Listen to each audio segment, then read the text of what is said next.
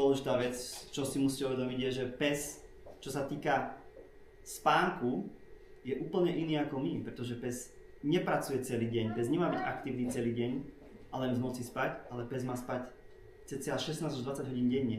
Samozrejme v závislosti aj od toho štádia, či je to štenia, či je to dospelý pes, starý pes, ale v podstate je to ďaleko viac, ako spíme my.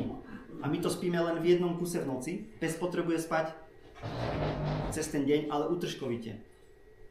A presne toto, že človek chce mať stále toho psa pri sebe, vždy a všade, obzvlášť keď je to pes bytový, domáci, tak vlastne človek si neuvedomuje, že toho psa non-stop ruší, toho psa, ten pes nemá možnosť ani oddychovať a on sa to potom už len nabaluje. Ten pes je stále nervóznejší, je nevyspatý, viem aké to je, keď deti sú nevyspaté, proste sú nervóznejšie, sú horšie.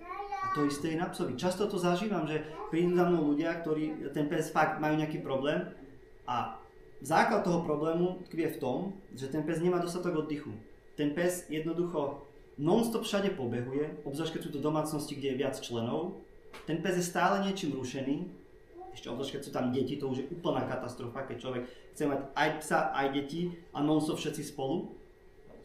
Zase odvíja to aj od toho, že aký to je pes, aj od toho, že aké má skúsenosti ten daný človek, ale moja skúsenosť je taká, že väčšinou tí ľudia nemajú skúsenosti, majú častokrát fakt plemená, ktoré potrebujú ten oddych, pracovných psov, kde je to ešte dôležitejšie, aby ten pes mal dostatok oddychu a potom to vzrušenie.